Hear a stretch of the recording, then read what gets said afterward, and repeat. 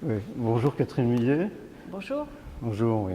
Donc vous avez été invitée pour cette exposition qui s'appelle Dis-moi voir au FRAC Nord-Pas-de-Calais. Et je voulais savoir comment vous situez votre recherche à vous en tant que critique, écrivain et aussi du coup artiste. En fait, ça serait assez difficile d'avoir une réponse simple à cette question parce que spontanément j'ai envie de vous dire, mais moi je cherche dans différentes directions. Et parfois d'ailleurs, en cherchant dans différentes directions, on trouve des points de connexion qu'on n'aurait pas imaginés. Je vais vous donner un exemple comme ça. C'est que il est évident que quand j'ai commencé mon travail de critique d'art, je n'avais pas du tout idée qu'un jour j'écrirais des livres autobiographiques, par exemple. Bon. Alors, il y a la recherche, par exemple, je pourrais commencer par parler de la recherche que j'ai menée en tant que critique d'art. Voilà, donc je me suis dirigée vers des œuvres, peut-être simplement parce qu'au début elles répondaient à mon goût, et que ce goût, c'était à la fois un goût esthétique pour des œuvres assez dépouillées, comme celles qu'on peut voir derrière moi. Donald Judd est sûrement, pour moi, un des plus grands artistes de la période contemporaine. Et à travers ces artistes, j'en ai découvert d'autres, c'est-à-dire, si on peut donc parler de recherche, c'est parce que j'avais regardé les œuvres de Donald Judd que j'ai eu de la curiosité pour Barnett Newman, par exemple. Bon. Donc souvent je disais d'ailleurs, j'ai remonté dans le temps, en fait. Je n'avais pas de formation d'historienne d'art, je n'avais pas fait d'études. Je suis tombée dans la marmite de l'art directement.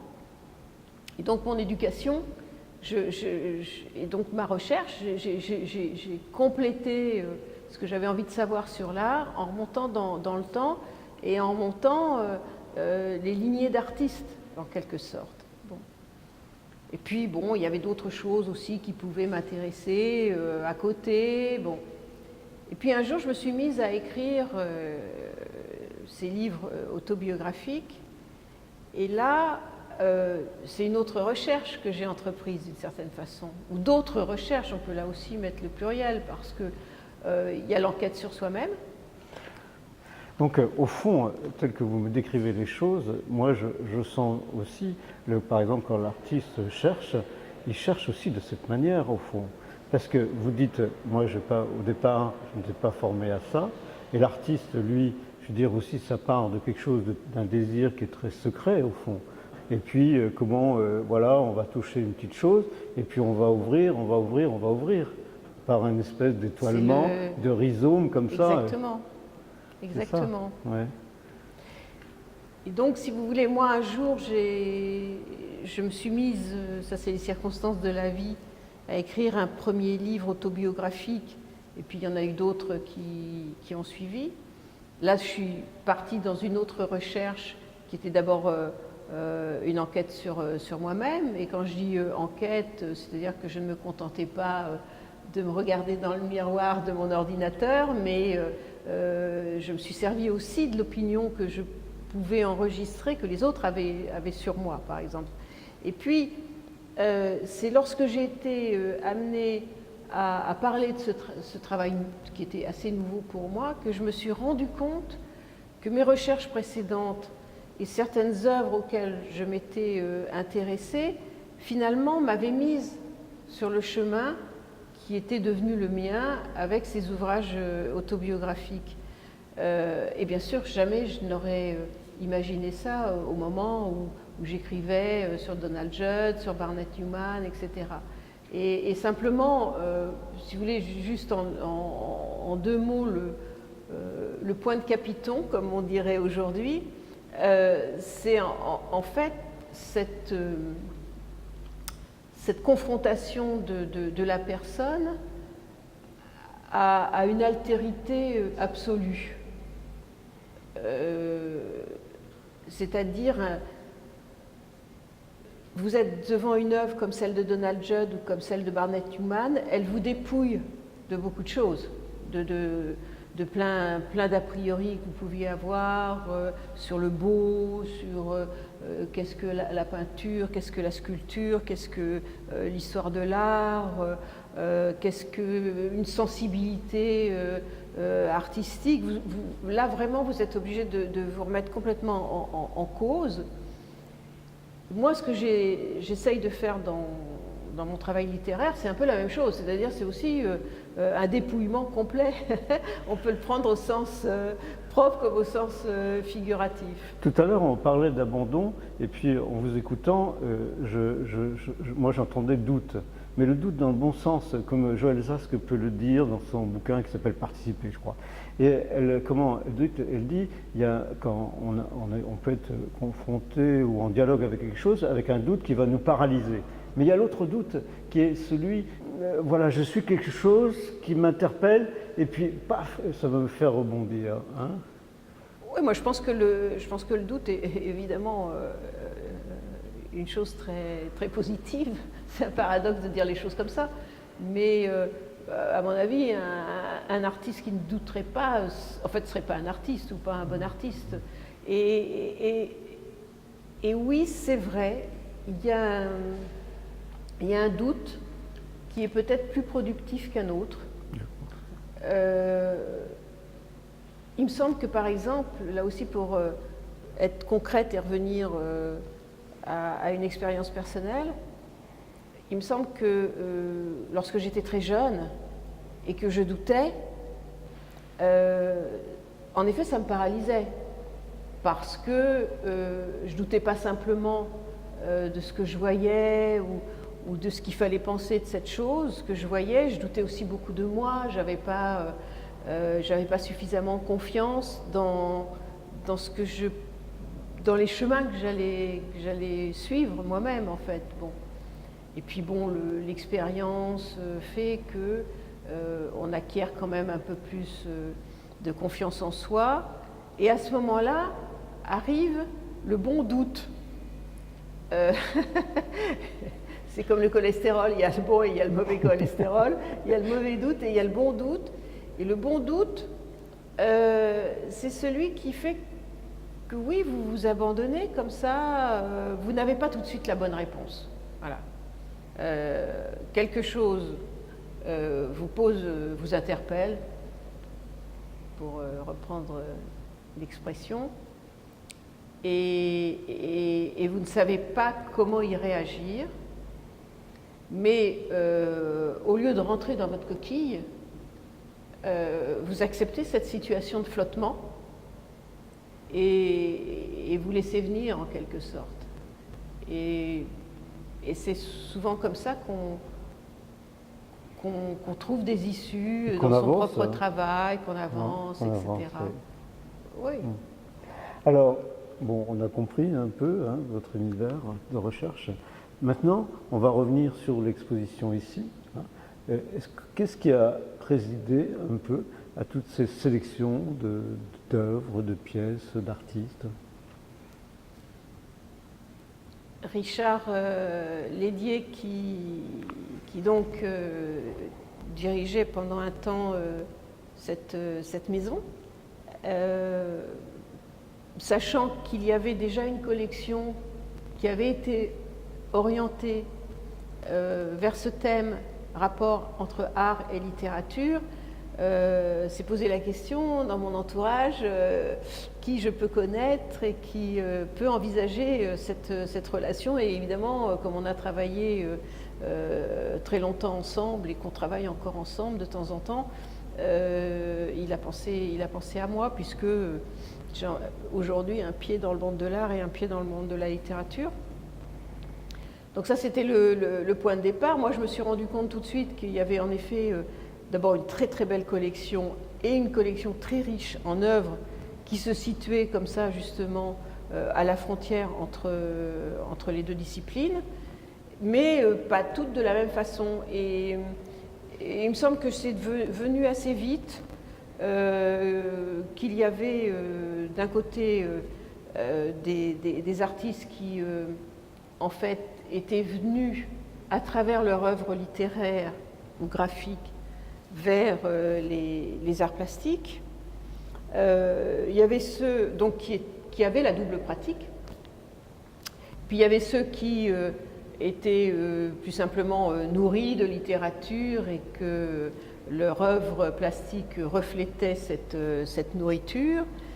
Et puis il y avait ceux qui, au contraire, alors ça c'est propre je crois à une partie de ce qu'on appelle l'art moderne, refusaient au contraire toute contextualisation comme ça à caractère littéraire. Et si on décide de traiter un thème, on décide de le traiter jusque dans sa contradiction. Donc c'est pour ça qu'il y a des œuvres qui sont pas simplement des œuvres qui racontent des histoires dans cette exposition, mais aussi des œuvres très austères qui repoussent toutes les interprétations, disons, anecdotiques que vous pourriez en faire, qui se dérobent à ce type d'interprétation. Donc ça, c'était assez amusant à rassembler. Il y a plusieurs exemples de cela. Il y a par exemple l'œuvre de Luciano Fabro, qui est une tentative d'interpréter littéralement en images un texte qu'il a trouvé dans Dante. Voilà. Donc c'est en quelque sorte l'artiste qui, avec ses outils, relève le défi avancé par le poète. Un autre exemple, et là il peut se le permettre parce qu'il s'agit de sa propre poésie, c'est l'exemple de Gérard Duchesne, qui était un poète, qui publiait des livres, et puis qui de temps en temps, alors lui, enfouissait dans une œuvre à caractère plastique le texte, le sens. C'est difficile d'aller déchiffrer les textes de Gérard Duchesne, une fois qu'ils sont recouverts de couleurs ou que le livre est pris là, comme un bloc de plâtre. Les signes sont là. Les signes sont là. Mais forcément, ce qu'on en attrape, ce que le regard en attrape lorsqu'ils sont présentés dans ces conditions-là, c'est tout à fait différent de ce qu'on attraperait si on feuilletait simplement, enfin si on tournait les pages d'un livre. Et de même, je vous parle et j'ai juste en face de moi une œuvre que vous ne pouvez pas voir, elle est dans votre dos. Ce sont des mots disposés sur la vitre qui donne sur la mer par Robert Barry. Et c'est sûr que les voir comme ça, voir could be, pourrait être inscrit tout d'un coup sur un nuage qui passe, ça n'a pas le même sens que si je le lisais tout simplement sur une page. Donc il y a toutes ces possibilités. Puis d'une manière plus classique, je dirais, il y a l'exemple de Michaud, qui est un très grand poète, qui a expérimenté l'écriture automatique, mise en place par les surréalistes. Et cet automatisme de l'écriture qui censé libérer l'inconscient l'a amené finalement à une pratique graphique qui va rejoindre l'action painting américain, c'est-à-dire voilà, le geste pulsionnel qui libère quelque chose dont l'artiste n'avait pas conscience auparavant. Et finalement, chez Michaud, l'œuvre graphique a presque pris le dessus, je dirais, sur l'œuvre littéraire. Donc il y a vraiment différents exemples et c'était assez amusant de jouer avec tout ça pour cette exposition, quoi. Et il y a Carl André aussi. Et il y a Carl André qui est alors un autre type d'artiste comme ça, ayant la double pratique. Et là, ce qui est assez amusant, c'est que autant l'écriture graphique de Michaud a l'air de sortir de l'écriture automatique, donc du poème complètement improvisé, comme ça, même dans le cas de Michaud d'ailleurs, sous l'influence des drogues. Hein, ils ont beaucoup, lui et ses amis, expérimenté la chose. Karl André, alors au contraire, ce qui est une œuvre très, très maîtrisée, il a trouvé le moyen de faire en sorte que ces pages de poèmes sont construites, et les mots se superposent, se distribuent dans l'espace, comme les blocs de bois de ces sculptures. Et là, il y a une analogie formelle absolument incroyable, quoi. Alors, il y a un autre artiste aussi, c'est Le Gac, aussi, qui est un peu différent, il me semble. Le Gac, c'est assez différent parce que c'est peut-être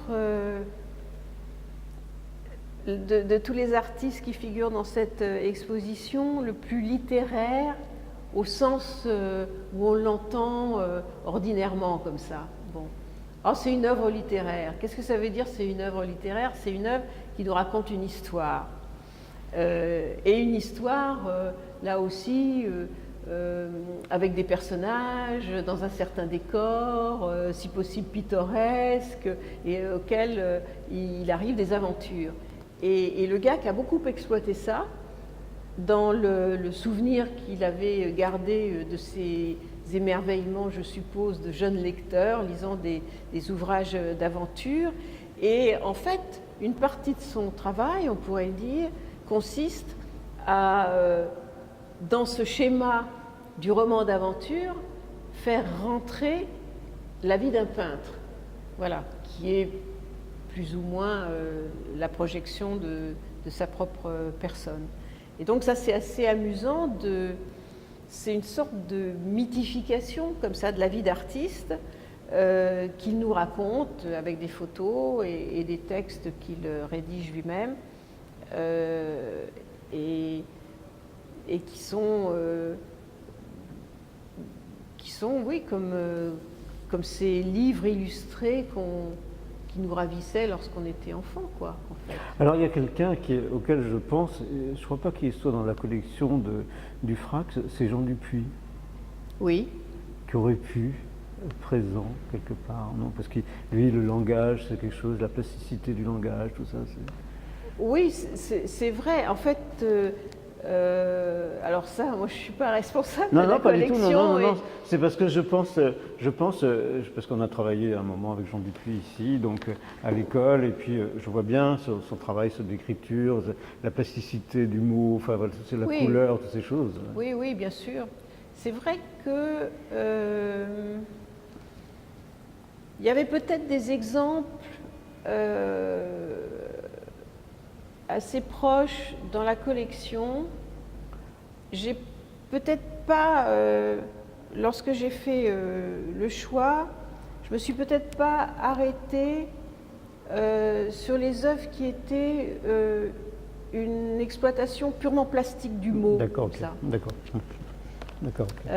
Certes, par exemple, Karl André, c'est de toute évidence une exploitation plastique du mot, mais dans les limites très conventionnelles de la feuille de papier A4. Et c'est toujours quelqu'un qui, à la différence d'autres représentants de la poésie visuelle, par exemple, insiste sur le fait qu'il faut aussi entendre les mots dans leur signification, et pas simplement dans leur effet plastique sur la page. Bon. C'était un parti pris. Mais ça veut dire qu'on peut refaire d'autres expositions sur ce thème qui partiraient dans d'autres directions. Absolument, oui. Ici, à ma droite, là, donc à votre gauche, il y a une pièce de Rancillac, hein, c'est ça, et qui vont Grisberg, voilà, donc aussi. Oui, ça c'est... en fait, Bernard Rancillac a traité à plusieurs reprises, à représenter dans son travail des personnalités. Je crois que la série s'appelle Les Américains. Et évidemment, avec le mauvais esprit qui le caractérise, il a privilégié des personnalités qui étaient celles qui avaient contesté le système américain. Donc Martin Luther King, par exemple, ou Allen Ginsberg, poète de la Beat Generation, et en effet contestataire de la bien-pensance, censuré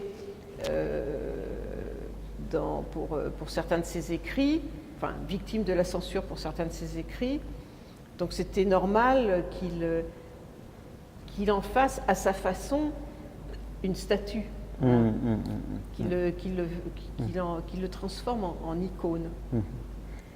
Je pense que par goût, je m'intéresse à des démarches qui, dans un registre étroit, essayent de décliner au maximum toutes les possibilités de ce registre. Voilà. Et en fait, ce que je trouve,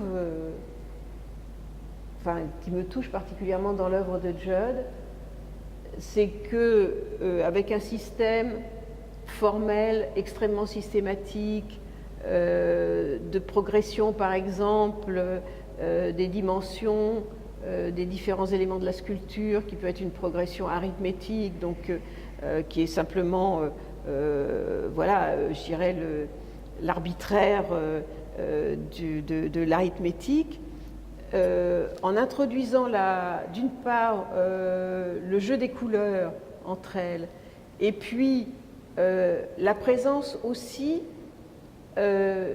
du mode de fabrication de ces sculptures à travers les vis et les écrous qui sont très apparents. Il y a par-delà cette abstraction une présence comme ça, et de la couleur et du matériau et de sa fabrication qui est très très forte. Et cette tension m'a toujours beaucoup plu. J'aime cette tension entre une abstraction très, très radicale et puis ce qui la déborde à travers un jeu des fois absolument improbable de la couleur. Enfin, il y a des juxtapositions de couleurs chez Judd, ou une utilisation de couleurs parfois extrêmement séduisantes, accrocheuses, on pourrait presque dire kitsch. Il n'aimerait pas ça. Oui. Mais aussi des couleurs au contraire très ingrates. Est-ce qu'on est capable d'aimer un certain rouge un peu marron comme ça, bon, et ça c'est assez provoquant pour la sensibilité, et moi j'aime bien répondre à ce genre de défi, donc c'est pour ça que j'aime beaucoup Judd. D'accord. Il y a quelque chose de décoratif là-dedans. Oui, on peut regarder ça aussi comme un élément de décoration, mais après tout je pense que dans sa conception, l'œuvre n'a pas été pensée comme un élément de décoration, mais qu'il le devienne parce que le public, le collectionneur va se l'approprier sous cette forme. Moi, je crois qu'il faut accepter que les œuvres échappent à leur concepteur et qu'elles deviennent autre chose. Et en fait, je ne suis pas sûre que Judd aurait tellement renié cet usage, parce que c'est intéressant ce que vous dites là. Lui-même, vous savez, on visite aujourd'hui ce qui était sa maison et son atelier dans Manhattan, à New York. Et on s'aperçoit, il se trouve que j'avais rencontré Judd la première fois dans cet endroit, et ce qui était très frappant, c'est que c'était un peu, si vous voulez, comme la maison atelier de Mondrian, c'est-à-dire qu'il avait transformé son environnement en une œuvre monumentale de Judd, si je peux dire les choses comme ça. Et puis vous savez qu'il a aussi créé à Marfa une fondation où sont présentées à la fois ses œuvres, des œuvres de ses amis comme Dan Flavin, et son mobilier, le mobilier qu'il avait lui-même conçu et qui en effet ressemble de très très près à sa sculpture. Donc Judd il fait partie, justement peut-être dans l'héritage d'artistes comme Mondrian, de ces artistes qui ont rêvé d'un monde qui serait entièrement, comment dire, non pas habillé, ce ne serait pas un bon mot, parce qu'il ne s'agit pas de plaquer un décor sur le monde, mais qui serait organisé, construit selon leur théorie esthétique, quoi. Et simplement, ils ont rêvé ça à une époque où on n'était pas encore capable de prendre conscience du fait que ça serait un enfer de vivre entièrement dans du Mondrian ou entièrement dans du Donald Judd. Mais visiter la maison de Judd à New York, ou quand on voit une reconstitution dans une exposition, la reconstitution de l'atelier de Mondrian, en même temps c'est extrêmement jouissif de se sentir complètement baigné comme ça dans cette esthétique. Donc là, la frontière entre vraiment l'art, la décoration,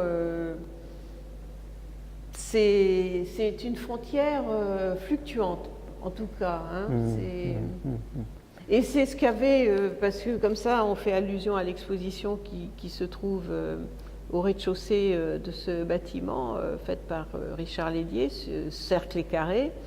C'est une exposition extrêmement rigoureuse, mais il y a un mur où il a installé une œuvre de Présence Planchounette, qui est un disco-ball qui lance des assiettes, donc c'est des ronds. Et ça est présenté à côté d'autres œuvres qui sont ce qu'on appelle vraiment des œuvres minimalistes. Bon.